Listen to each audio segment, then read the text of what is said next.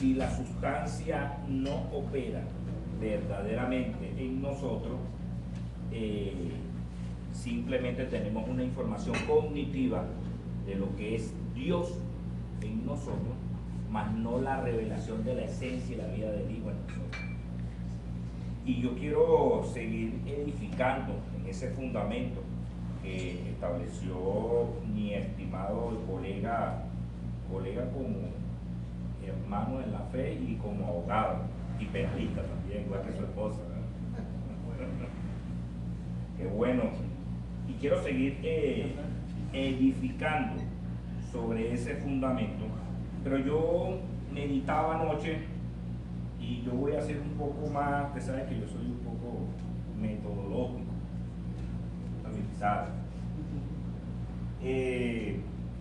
Analizaba de cómo la creación de Dios en su fundamento desde el antiguo y posteriormente el nuevo pacto, porque entendamos algo, amados, el libro hoy en día lo tenemos nosotros, pero en aquella temporada no había libro, operaba era el espíritu. Pastor, use el micrófono. ¿Uso el micrófono? Sí, porque ya los hermanos atrás no escuchan. Ah, ok. Aló. Aló. Ok. El espíritu, a lo cual llamó Pablo vivificante, ellos operaban en ese espíritu, más no había, simplemente estaban empezando a salir unas cartas apostólicas, hablando con el pastor Tayupo, explicábamos que en ese momento no había carro para llevarlo, eso duraba meses para llegar a esas epístolas, todo esto, pero fíjate que cómo el espíritu en el primer siglo operaba con un dunamis, con una fuerza increíble y cómo impactaba a la sociedad. Mi inquietud es que en esta temporada y en este avance que tenemos nosotros, yo creo que la eclesía, verdaderamente el nombre que se llama eclesía, en el griego quiere decir llamados afuera. Y ese método de eclesía lo hemos desvirtuado y a veces ya entendemos como eclesía o iglesia, lo llevamos a cuatro paredes y encerramos a Dios. Y desde ese constructo que van pasando décadas, pone a un Dios inoperante. Y cuando digo que pone un Dios inoperante es porque cuando yo leo el libro y me voy a Ezequiel, ya Dios estaba hastiado de lo que estaba aconteciendo en el templo. Es tanto así que el profeta Ezequiel observa que un carruaje de fuego que se despega del templo y se va, y habla de que la presencia de Dios ya se aparta y se va del templo. Creo que es la pila, ¿verdad? ¿Cierto para no? Ok.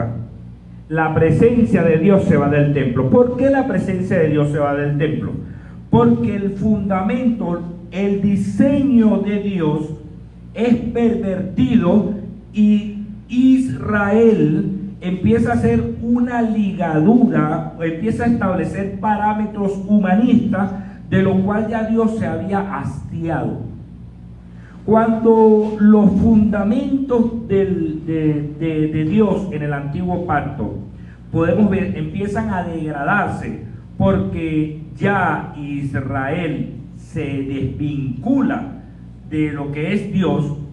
Vamos a observar que hablaba con el pastor que después de Ezequiel lo que aconteció, vemos después una era de de que hubo 400 años de silencio. Hablábamos de los macabeos, ahí vemos observar reyes persas, ciertos reyes que establecían a Israel, pero fíjate, desde un aparataje, desde un andamiaje estructural, buscando a lo que ellos habían escuchado de lo que Dios había dicho, pero fíjese que no había voz de Dios, porque es que no habían estructurado, las personas que habían estructurado esto no eran los indicados porque lo que Dios había puesto para su fundamento,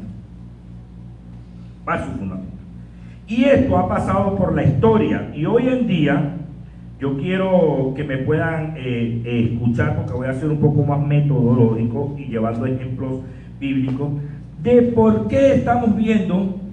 Yo no llamo a eclesía, yo llamo cuerpo. Pablo llama al cuerpo, no como eclesía. ¿Y por qué no voy a llamar eclesía? Porque el constructo, vuelvo y repito, del creyente es que eclesía tiene que ser un local y ahí habita Dios. Y desde esa perspectiva estamos violentando el fundamento de la gracia y de Dios. Fíjese que desde el inicio, cuando Dios crea, cuando Dios ordena la creación, porque ya la creación estaba, empieza con unos parámetros específicos. Aparta la luz de las tinieblas. Empieza un ordenamiento de Dios en cuanto a lo que Él empieza a ordenar de todo el desbarajuste que trae las tinieblas. Cuando Dios empieza a establecer todo, pone un hombre, que ese hombre pueda ser el mayordomo, el gobernador de lo que Él establece. Todos entendemos que este hombre violenta los parámetros jurídicos espirituales de Dios, digámoslo de esta forma, y empieza a caminar conforme a lo que a él le aparece. Le dice Dios: no comas de este árbol, porque si comes de este árbol, ¿qué pasa? Morirás. La palabra morirás, que estuvimos conversando, es una palabra no literal de muerte del cuerpo, sino que ahí habla de una muerte espiritual. Esta muerte espiritual que empieza a revelarse a Adán desde un conocimiento humanista, que fue lo que se estableció después de comer del fruto del bien y el mal. Siempre me recuerdo algo que hablaba aquí un compañero de milicia, que es Ricardo, habla de que verdaderamente tú puedes ver el árbol, pero el árbol te dice que hay algo que es bien. Y si tú ves eso que es bien, ¿qué quiere decir? O sea que ante los ojos es bueno, pero no es bueno para Dios. Qué tremendo, no es bueno para Dios. Y yo creo que estamos viviendo una temporada de que estamos haciendo cosas que creemos que están bien, bueno, pero no está Dios en el asunto, porque no está ajustado el fundamento al parámetro legal espiritual de Dios, que es Cristo.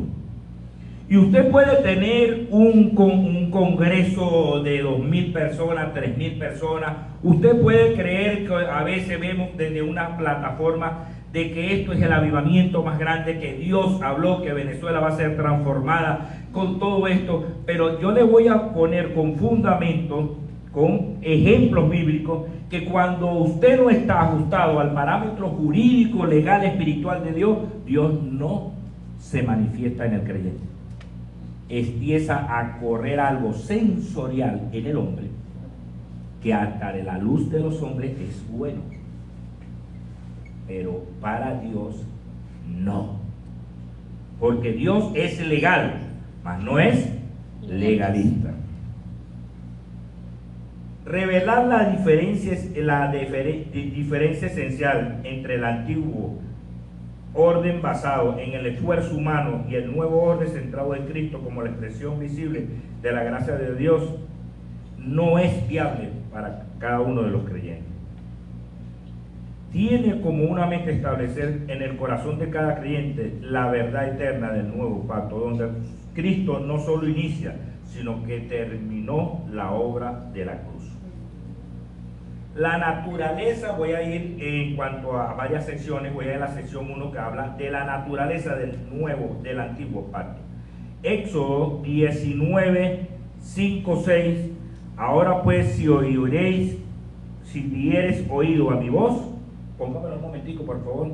Éxodo, vamos a ir con Biblia, 19, 5, 6.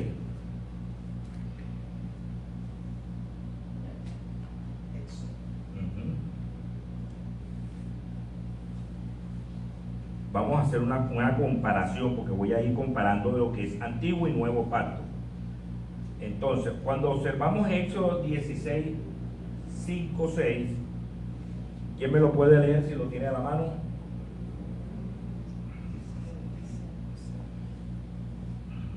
¿5 y 6?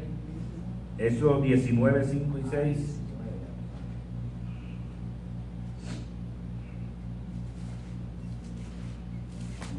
Ahora pues, si diereis oído a mi voz y guardareis mi pacto, vosotros seréis mi especial tesoro sobre todos los pueblos, porque mía es toda la tierra. Y vosotros me seréis un reino de sacerdotes y gente santa. Estas son las palabras que dirás a los hijos de Israel. Fíjate que Dios establece que si escucháis si ordenáis mi pacto, o sea, establezco un parámetro, si lo pones por práctica, ¿qué acontece? Dice, y vosotros seréis un reino de sacerdotes y gente santa. Estas palabras que le dirás a los hijos de Israel. Hay un vínculo de Dios con un hombre. Y le dice, te establezco esto y esto lo dirás al pueblo. En el antiguo pacto había, Dios hablaba por mediante un profeta, a veces hablaba por mediante los reinos. Y le decía, haz esto como te estoy estableciendo y díselo a Israel, enséñalo. Posteriormente a todas estas cosas, el libro de Hebreos 8:9, fíjate que hay un cuadro de que era tipo, sombra y figura a lo que es hoy en día Cristo. Léame Hebreos 8:9. Hebreos capítulo 8, versículo 9.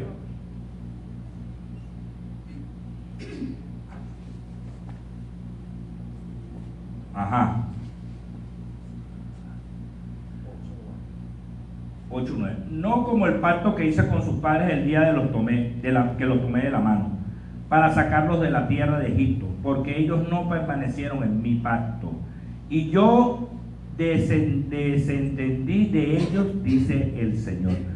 Fíjate algo, ve la comparación, lo que te hablé en Éxodo, te establezco, pero aquí ya el escritor de los Hebreos está diciendo que ellos violentaron el parámetro jurídico espiritual del pacto, antiguo pacto. Pero aquí le dice, porque ellos no permanecieron y me desentendí de ellos. Fíjate que esta palabra, que me desentendí, ellos siguieron operando, pero Dios no estaba en ellos. Dios no estaba en ellos. A veces pensamos que Dios está en congregaciones, pero no es que Dios está en la congregación. Dios opera dentro de su cuerpo, del creyente. Pero si el creyente no está conforme al pacto eterno, simplemente tiene una visión de un Dios que, siempre lo digo y lo repito, no me cansaré de decirlo, un Dios creado a su imagen y semejanza. El ser humano tiene un Dios creado a su imagen y semejanza y no disfruta de la gracia.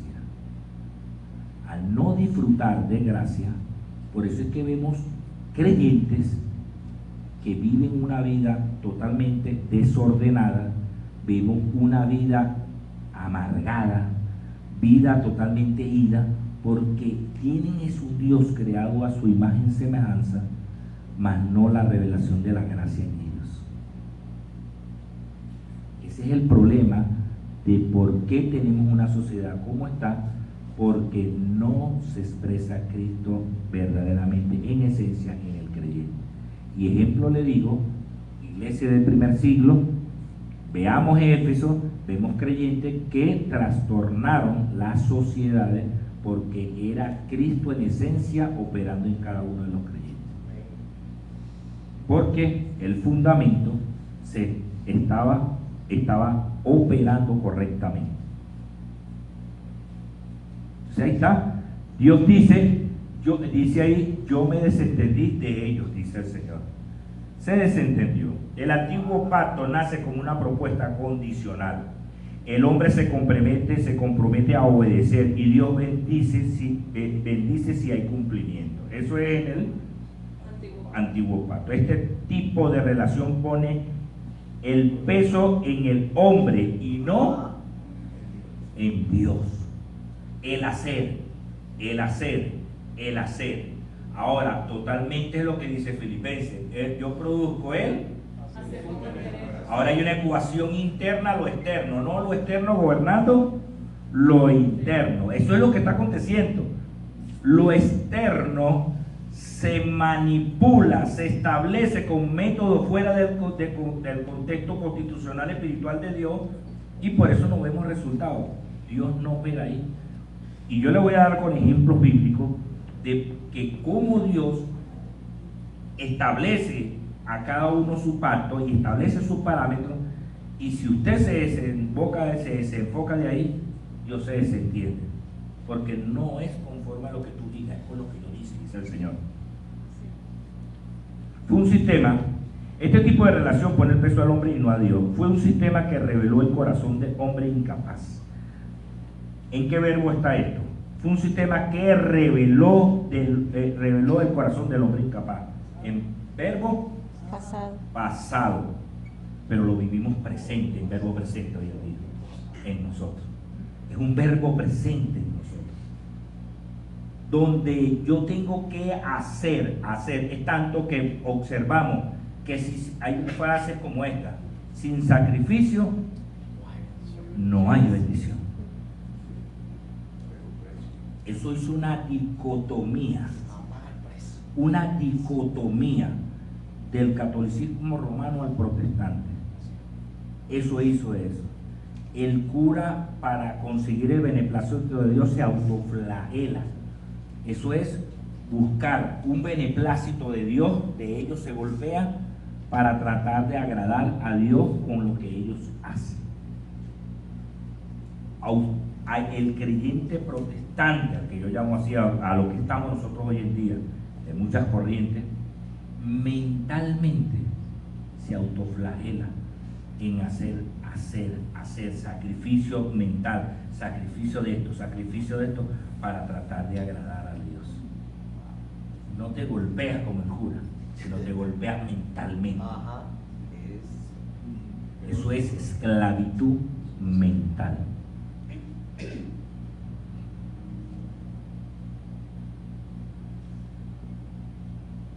Yo quiero ir a desarrollar lo que es el fundamento. Anoche meditaba y observaba de lo que es los parámetros en cuanto a lo que Dios dijo. Vemos que Dios establece leyes en derecho. Se habla de la pirámide en derecho constitucional, derecho romano o constitucional, empezando. Habla de la pirámide de Kelsen. La pirámide de Kelsen, llevándolo a lo que es el fundamento hoy en día, lo voy a explicar. Constitución, leyes orgánicas. Dios establece como constitución, como la pirámide de Kelsen, aunque escuché un jurista y me voló la cabeza, y él decía que la pirámide de Kelsen no existe. La pirámide de Kelsen no existe. No sé quién inventó eso. Y yo dije, oye, es verdad, uno repite, eso nunca habla de eso. Simplemente que habla del sentido del contexto constitucional, y de ahí se desgrana, se desglosa, digámoslo así de esta forma, las leyes orgánicas. Bueno, Dios establece 10 mandamientos y de ahí se desglosan leyes orgánicas. Entonces, ¿cuántas leyes tenemos? Leyes ceremoniales, leyes morales, ¿cierto? En Israel se establece el Levítico y se establece parámetros legales. Ahí sí hay parámetros legales, que si tú cometías algo, ¿verdad?, tú tenías que ser sancionado. Cuando empieza todo esto, Dios establece una normativa jurídica, y posteriormente a esto se establece un tabernáculo. Ese tabernáculo se establece, lo hacen de tela, entonces empieza a haber una transición. Y quiero llevar esto a segunda de Samuel, amada pastora, y vamos ahí al capítulo 2, versículo 6. Aquí voy a empezar, voy a adelantar aquí porque quiero empezar con este fundamento de lo que lo arquitectónico y la ingeniería de Dios en cuanto a sus medidas, anchura, y cómo Dios establece todos sus patrones. Y Él dice, esto es lo que te voy a entregar y quiero que esto se establezca así. Ahora pues Jehová haga con vosotros misericordia, ¿verdad? Y yo también os haré bien por esto que habéis hecho. Sigue adelante. Sigue. 6, 7. No, 6, capítulo 6. No, capítulo 6. Vamos a ir al capítulo 6, 2 de Samuel 6, 7. Vamos a 7. Ahí. El furor de Jehová se incendió contra Usa y lo hirió, y allí por aquella temeridad. Vamos al 1 un momentico. Vamos al 1, versículo 1. David volvió a reunir a todos los escogidos de Israel, 30,000. Continúo. Y se levantó David y partió de Balá, de Judá, con todo el pueblo que tenía consigo, para hacer pasar por allí. Pusieron el arca de Dios sobre un carro nuevo y lo llevaron en la casa. Fíjate tú algo ahí. El arca de Dios lo pusieron en un... O sea, que ellos establecieron y verificaron, dijeron, mira, tú tienes que ir en un carro nuevo, el arca de Dios. La llevaron a la casa de Abinadab, que estaba en el collado. Y Usa, que de Ahío, hijos de Abinadab, guiaban el carro nuevo. Sí. Y cuando lo llevaban de la casa de Abinadab, que estaba en el collado con el arca de Dios, Ahío iba delante del arca. Ajá. Y David y toda la casa de Israel danzaban delante de Jehová. O sea, estaban alegres, llevaban el arca, lo estaban llevando, estaban muy alegres, con toda clase de instrumentos de madera, de haya, con arpas, salterios, panderos, flautas y címbalos. Fíjate que ahí David establece y dice, estos son los instrumentos específicos para llevar el arca, y ellos iban muy alegres con esos parámetros que ellos escucharon en cuanto a lo que era llevar el arca. Continuamos. Cuando llegaron a la era de Nacón, Usa extendió su mano al arca de Dios y la sostuvo, porque los bueyes tropezaban. Continúa. Y el furor de Jehová se encendió contra Usa, y lo hirió allí Dios por aquella temeridad, y cayó allí muerto junto al arca de Dios.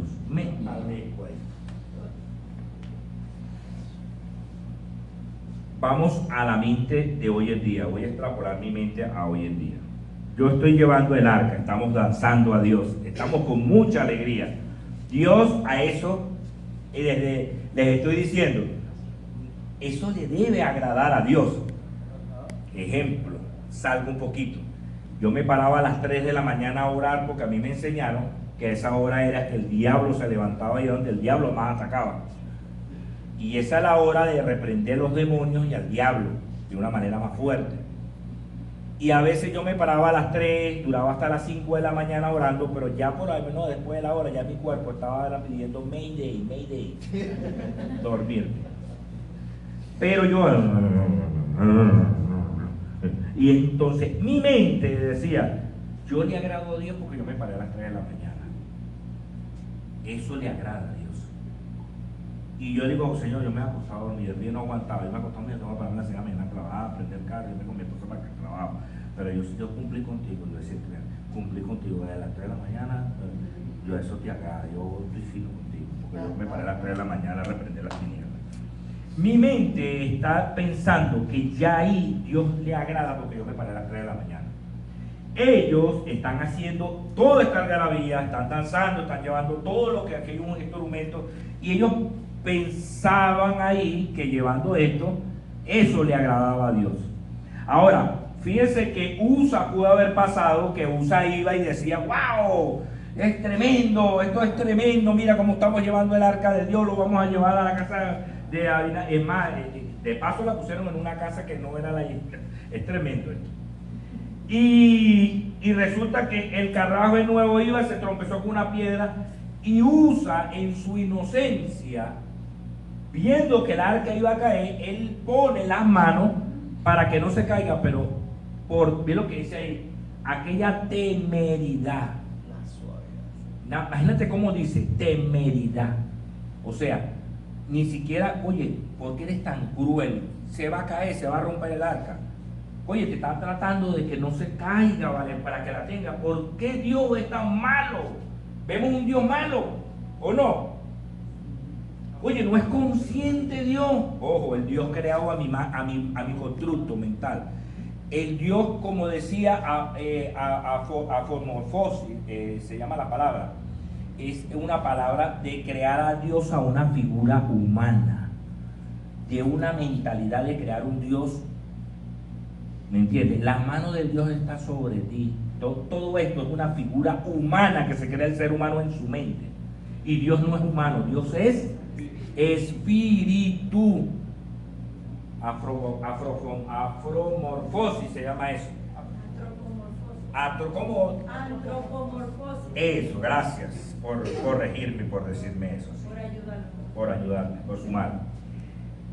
Ese Dios creado esa imagen, pudiéramos decir que oye, Dios es malo, y cayó muerto junto al arca de Dios. Continúa.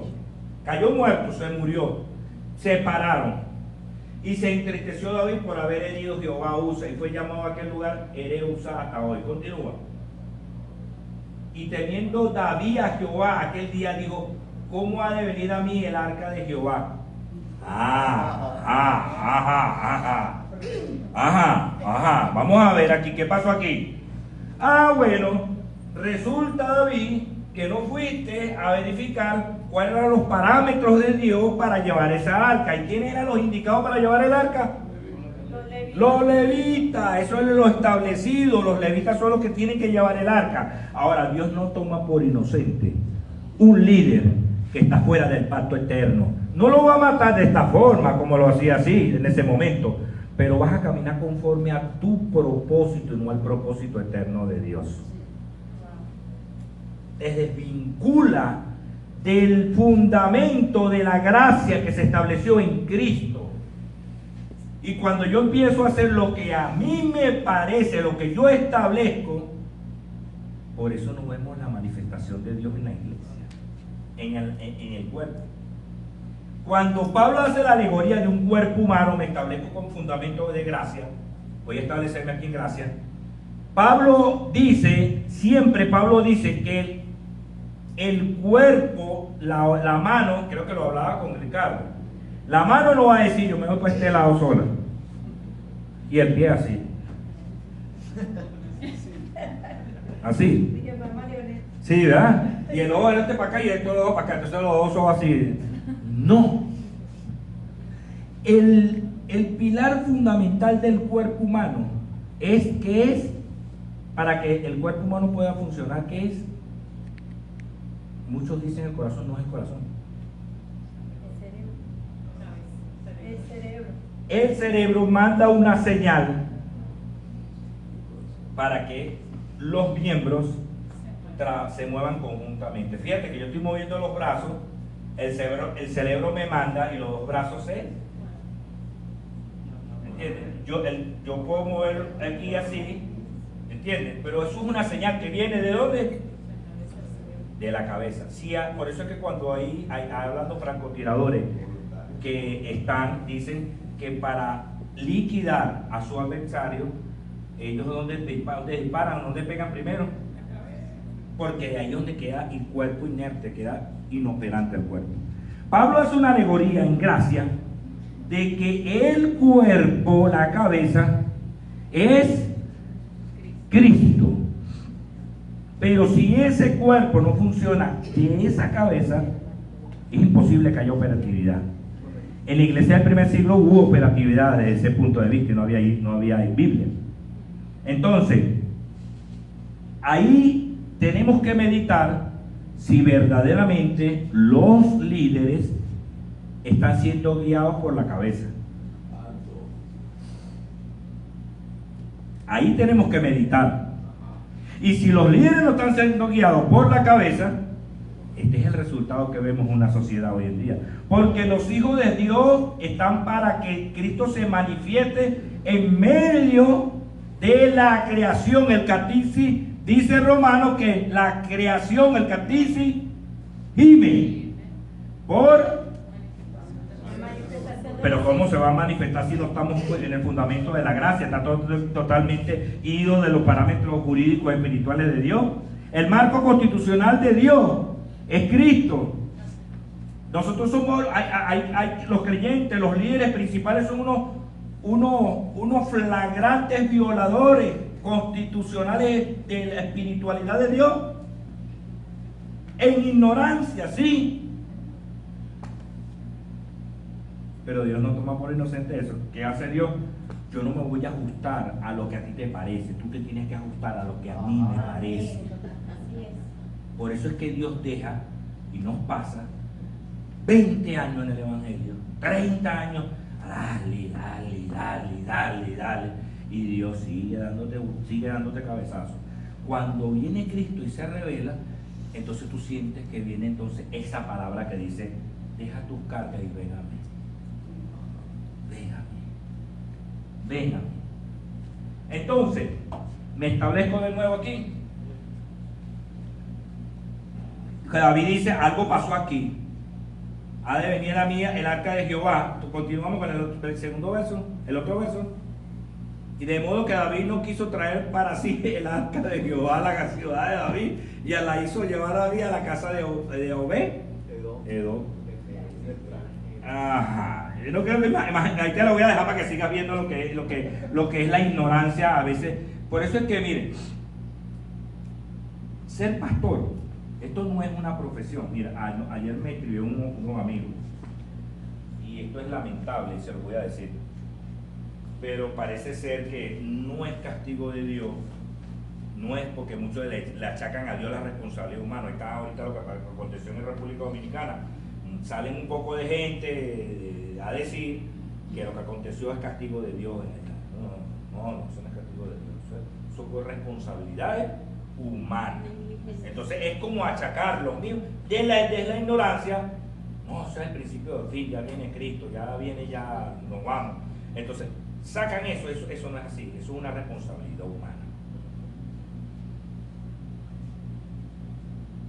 Nosotros tenemos que entender algo, amados, que la responsabilidad de nosotros en desarrollar verdaderamente que el Espíritu se exprese en nosotros es primordial para que la iglesia pueda ser expresada correctamente. Se me fue la idea, pero David se estableció y dijo, coño, mira, aquí hay que hacer algo, hay que establecer, hay que ver cuáles son los parámetros de lo que quiere establecer Dios. Y nosotros vemos más adelante que Dios empieza a establecer con el mismo David, le entrega planos. Al mismo David, posteriormente, fíjense que David hace una transición. David, de todo esto lo que pasó, David empieza a indagar y empieza a establecer el orden de Dios. El orden de Dios. Y vamos a ir a Primera de Crónicas 28:11. Primera de Crónicas 28:11.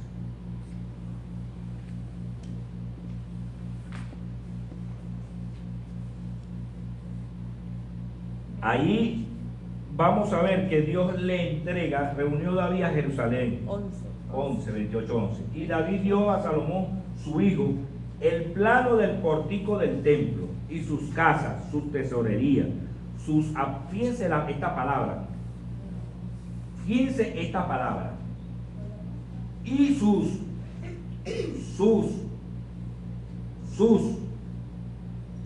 ¿Cuántos sus hay ahí? ¿Cuántos sus hay? Y ahora, ¿de quién es ese sus? ¿De quién es? ¿De quién es? Ese sustantivo, ¿de quién es? De Dios. De Dios. Mío.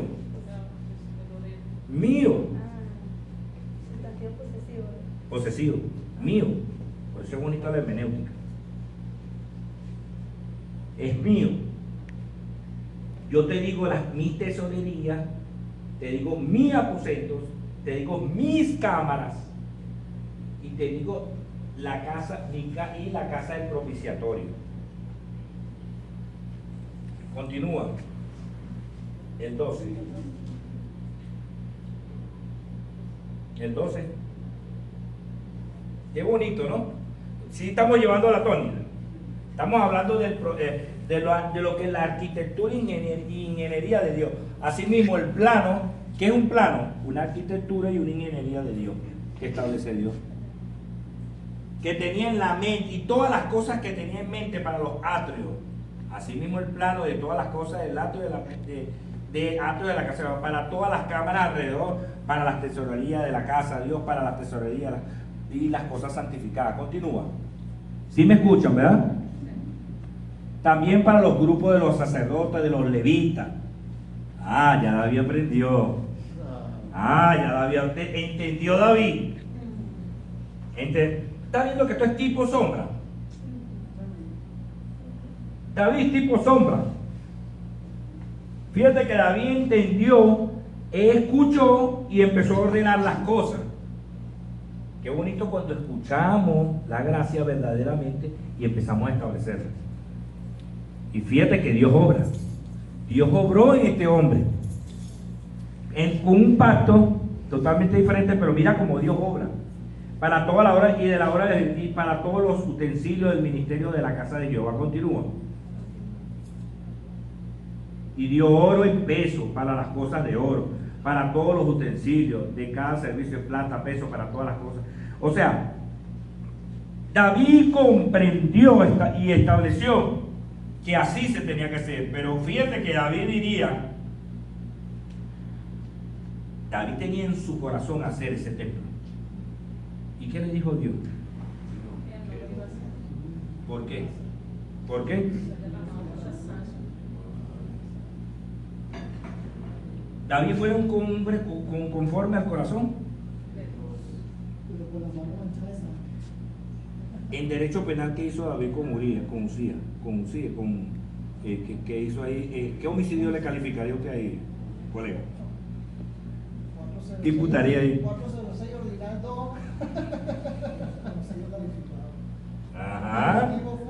Con motivo fútil en grado de motivo fútil de alevosía en grado de premeditación. En grado de premeditado. Fíjate que él vio a la mujer, está sin oficio, vio, y dijo, oye, esto es para mí, pero voy a agarrar a Mario y lo voy a mandar adelante para que lo mate. O sea, maquinó. Ese hombre era el hombre conforme al corazón de Dios. Qué tremendo, ¿no? Premeditó todo. Pero entonces él tenía en su corazón, pero fíjese qué bonito este hombre, ¿no? Porque este hombre no actuó, pastor, conforme a lo que a él le parece. Ajá. Él dijo, yo voy a hacer el templo porque yo lo tengo que hacer, porque yo soy el elegido y soy el rey, lo voy a hacer. Sin embargo, David, ese hombre conforme al corazón de Dios, lo que habla Dios como conforme al corazón, es que era dócil a escuchar a Dios y entendía. Y él dijo, yo no voy a hacer el templo, porque Dios me dijo que no, pero te voy a entregar los planos y diseños para que tú lo hagas, Salomón. Pero David no se puso a hacer el templo. Hoy en día la gente hace lo que hace, lo hace que yo he escuchado personas que dicen, es que Dios me mandó a hacer un edificio de 3 pisos. Y yo lo escucho, mire hermano, la gracia tiene algo hermoso.